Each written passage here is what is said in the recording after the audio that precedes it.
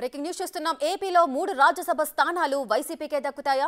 మొన్న ఎమ్మెల్సీ ఎన్నికల్లో వైసీపీకి షాక్ ఇచ్చినట్లు రాజ్యసభ ఎన్నికల్లోనూ సత్తా చాటాలని భావించిన టీడీపీ డైలమాలో పడినట్లు కనిపిస్తోంది.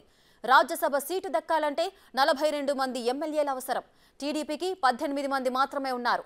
మరో 24 ఓట్లు కావాలి.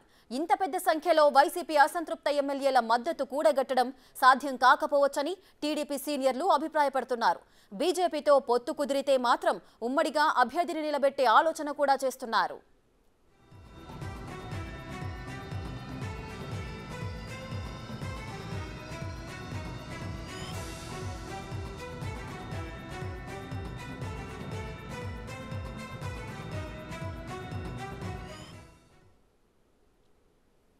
మరింత సమాచారం మా ప్రతినిధి మల్లికార్జున్ లైవ్ లో అందిస్తారు.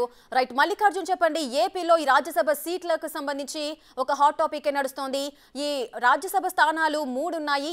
ఈ 3 కూడా వైసీపీకే దక్కుతాయా అంటూ కూడా ఒక క్వశ్చన్ అయితే రేజ్ అవుతోంది. దీనికి సంబంధించి వైసీపీ కూడా బీజేపీతో పొత్తుంటే మాత్రము టీడీపీకి బీజేపీతో పొత్తుంటే మాత్రం అది సాధ్యమవుతుంది అని వారు భావిస్తున్నారు.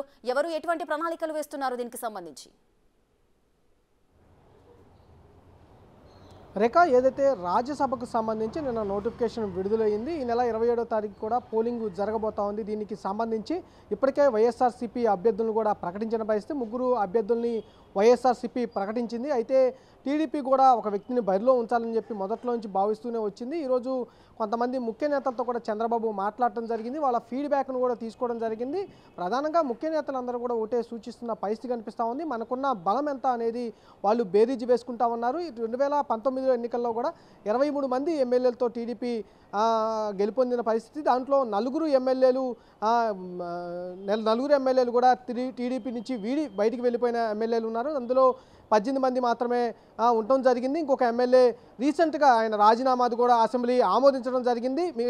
ఐదుగురు ఎమ్మెల్యేలు టీడీపీకి లేకుండా పోవడం జరిగింది. ఇప్పుడు 18 మాత్రమే సంఖ్యాబలం ఉంటా జరిగింది. అయితే వైసీపీ నుంచి రెబల్ ఎమ్మెల్యేలుగా ఎవరైతే 4 ఉన్నారో 4 ఎమ్మెల్యేలు టీడీపీకి మద్దతు తెలియజేస్తే కనుక వారిపై కనుక కంపల్సరీగా అనర్హత వేటు పడే అవకాశం ఉందని కూడా టీడీపీ భావిస్తూ ఉంది. మిగిలిన 18 మంది ఎమ్మెల్యేలు మాత్రమే ఉండటంతో కూడా వైసీపీ నుంచి ఎవరైనా అసంతృప్తిలో ఉన్న ఎమ్మెల్యేలు, ఎందుకంటే ఇప్పటికే వైఎస్ఆర్సీపీ 6 లిస్టులను విడుదల చేయడం జరిగింది. దీంట్లో 33 మంది సిట్టింగ్స్ కూడా టికెట్స్ చెప్పడం జరిగింది. వారికి ఎక్కడ కూడా అకామిడేట్ చేయడం కూడా జరగలేదు. వారందరూ కూడా చాలామంది వరకు అసంతృప్తితో ఉన్నట్టు కూడా టీడీపీ భావిస్తూనే వస్తుంది. వారు కూడా అధిష్టానంపై కూడా బాహాటంగానే వాళ్ళు విమర్శలు చేస్తూ ఉన్నారు.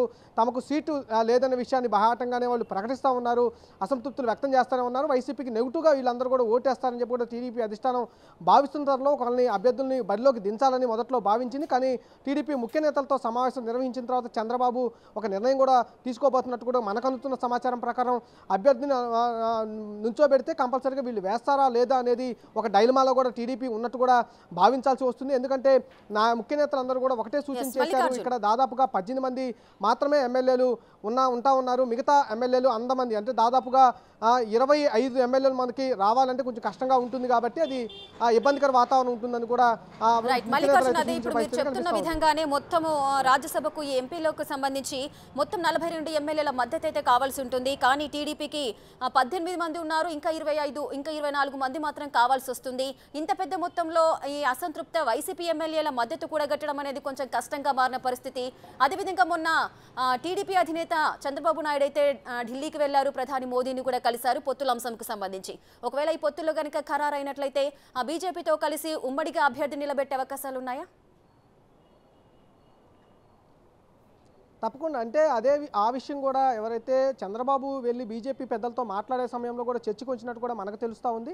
బీజేపీ తరపు నుంచి కూడా మద్దతు తీసుకున్న తర్వాత ఇక్కడ పోటీకి నిలబడదామనే అంశాన్ని బీజేపీ వద్ద ప్రస్తావించినట్టు కూడా తెలుస్తుంది. దీనిపై కూడా వారు ఎటువంటి డిసిషన్ తీసుకున్నారనే విషయం మట్టుకి బయటికి రాలేదు. కానీ చంద్రబాబు మాత్రం ఈ విషయాన్ని బీజేపీపై వద్ద కూడా ప్రస్తావించినట్టు కూడా తెలుస్తూ ఉంది. బీజేపీ కనుక పొత్తులో కనుక వస్తే కనుక నిలబెట్టే అవకాశాన్ని కూడా టీడీపీ పరిశీలిస్తుంది. ఇందులో భాగంగా నిన్న అసెంబ్లీలో కూడా ఏదైతే నామినేషన్కి సంబంధించి నామినేషన్కి సంబంధించి ఒక అభ్యర్థికి నామినేషన్ పత్రాలను కూడా టీడీఎల్పీ కొనుగోలు చేయడం జరిగింది. దీనిపై టీడీపీకి సపోర్టెడ్గా మద్దతుగా ఉన్న ఎమ్మెల్యేలు మొత్తం కూడా దానిపైన సంతకాలు సేకరించడం జరిగింది.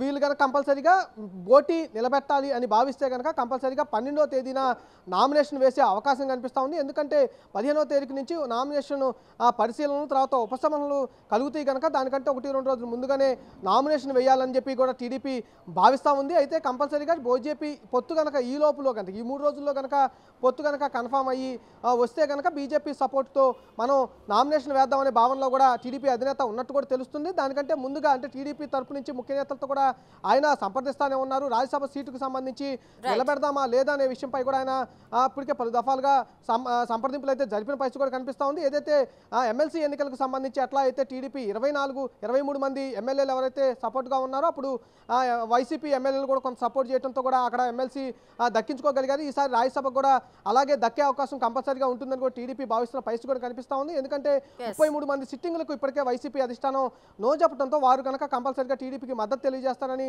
మొదట్లో భావించినప్పటికీ కొంత వీళ్ళు కనుక మద్దతు తెలియజేయకపోతే కనుక ఇబ్బంది పడతామనే విషయాన్ని కూడా టీడీపీ అధిష్టానం భావిస్తూ ఉంది. కంపల్సరీగా వాళ్ళు సూచనల మేరకు వెనక తగ్గే ఆలోచన అయితే టీడీపీ చేస్తుందని కూడా చెప్పుకోవచ్చు. Right, thank you Mallikarjun, thanks for the live details.